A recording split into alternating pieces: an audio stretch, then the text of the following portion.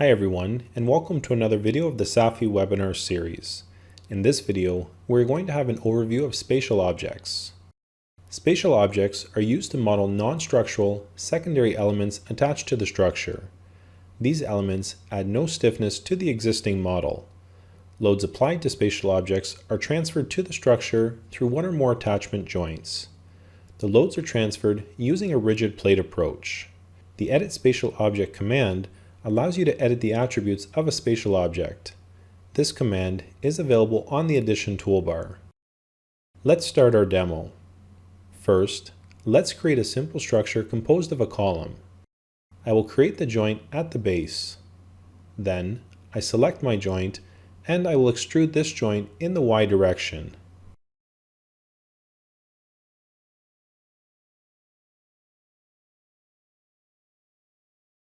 Next, we click Extrude. Now I have my joints. I'm going to hide the mesh.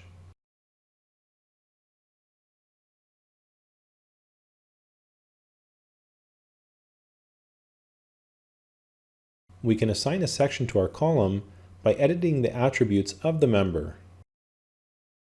We add a standard section here. We then assign it to our member and we click Validate.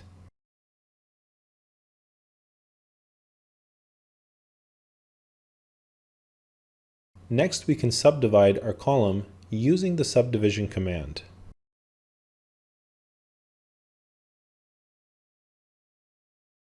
To add a spatial object, we use the command add rectangular or add cylindrical spatial object.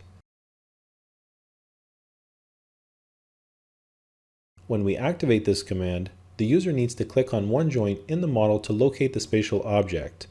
For example, this joint. In this dialog box, the user can assign a name to the spatial object. The X, Y, and Z fields allow the user to enter an offset if the reference joint is defined. If the reference joint is set to 0, the X, Y, and Z fields will be used to specify the global position of the spatial object. Here we can specify the dimensions of the spatial object. In this example, we are creating a rectangular spatial object. So, let's specify the dimensions Lx, Ly, and Lz.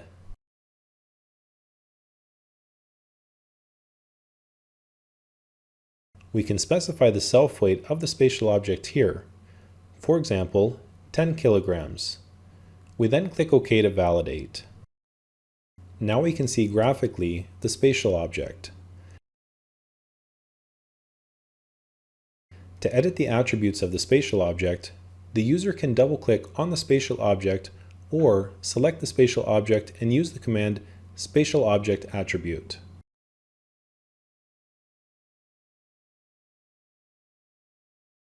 We can also edit one spatial object at a time using the command Edit Spatial Object.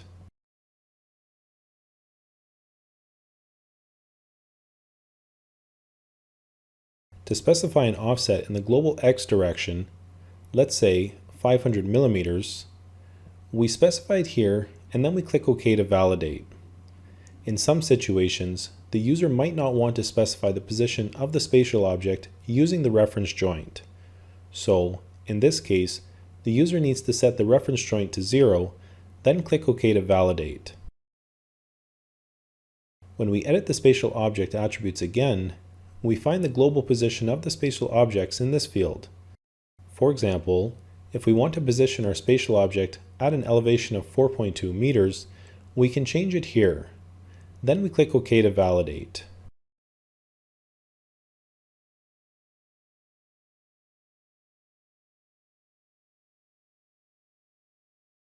We can see this discontinuous line from the spatial object to the joint. This discontinuous line displays graphically the attachment joint where the loads on the spatial object will be transferred to. In this case, the loads and the spatial objects are transferred to this joint.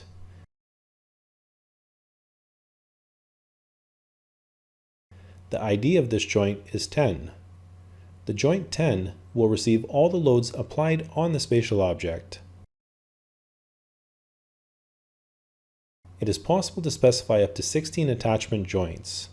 The user can manually specify the IDs of the attachment joints. In addition, it is possible to specify the attachment joint graphically. First, we select the joints that will receive the load.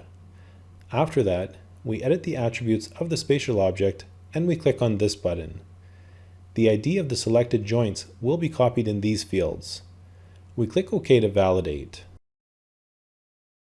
Now we can see that we have 3 discontinuous lines from the spatial object to the attachment joint. It is possible to copy the spatial object similar to members and plates. To do so, we select the spatial object and we use the command move, copy, extrude. For example, if you want to create a copy of this spatial object in the Y direction, we are going to select the direction of the copy and the distance. Then we select the option Copy. The number of copies is set to 1 and we click Copy. It is also possible to create a copy and a rotation using the command Rotate, Copy, Extrude. We specify the axes, the global y-axis, and the center of rotation. For example, this joint and the number of copies. Let's say 3 copies, and the angle is 45 degrees, and we click Copy. Now we can see the program created 3 copies in the rotation with an angle of 45 degrees. Now we can see the program created 3 copies in the rotation with an angle of 45 degrees. To delete a spatial object, the user can use the command delete a spatial object. We can also select the spatial object and delete them using the delete key on the keyboard. In the spatial object attributes dialog box, we find this parameter, the angle theta y, which allows us to add a rotation of the spatial object around its y-axis. For example, if I add a rotation of 45 degrees, we can see the face of the spatial object rotated with that angle. This parameter has an effect when we apply a wind load on a spatial object. Let's open an example. In this model, we have 3 spatial objects. Each of them are attached in a different way to the corner. In the first example, the spatial object is attached directly on the joint. So, there is no offset between the center of gravity of the spatial object and the attachment joint. The second spatial object is a similar spatial object. The only difference here is we added an offset in the global x direction of 0.2 meters. The third spatial object has an attachment joint from each of these 2 columns, and it has an offset of 0.2 meters in the global x direction from this first corner.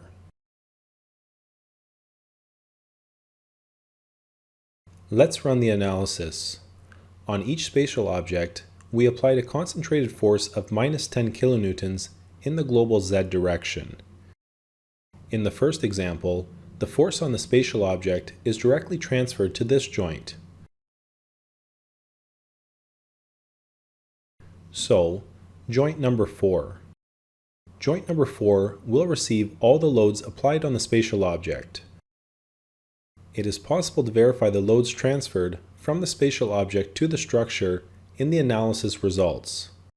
If we click on this button on the results toolbar, we find this numerical table, spatial loads at joints.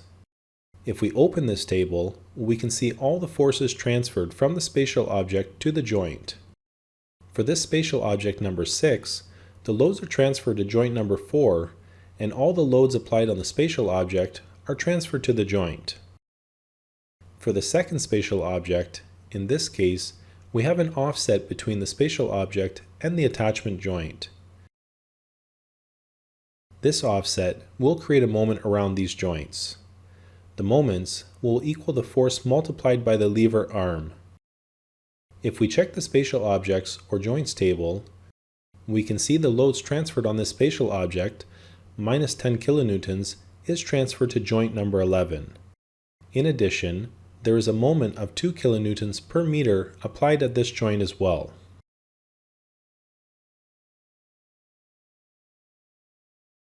The third spatial object is attached to 2 attachment joints. The forces transferred to these 2 attachment joints in addition to a moment. The loads on the spatial object are transferred using the rigid plate approach. In this case, we have 10 kilonewtons applied on the spatial object. So, each attachment joint will receive half of this force. The offset from the CG of these joints from the spatial object is equal to 0.7 meters. The torque moment is the multiplication of the force by the lever arm, which is equal to 7 kilonewtons per meter. The moment on the center of gravity is converted to two equal forces applied on the attachment joint. In this case, this moment is converted to two equal forces applied on the attachment joint. The force in this case equals 7 kilonewtons. If we sum the force applied on the attachment joint and the force due to the torque arm, we can find the final forces applied on the attachment joint. The program will calculate these forces automatically, and we can display these results in the spatial loads at joints table. Thank you for watching, and catch you in another one of our webinar series videos.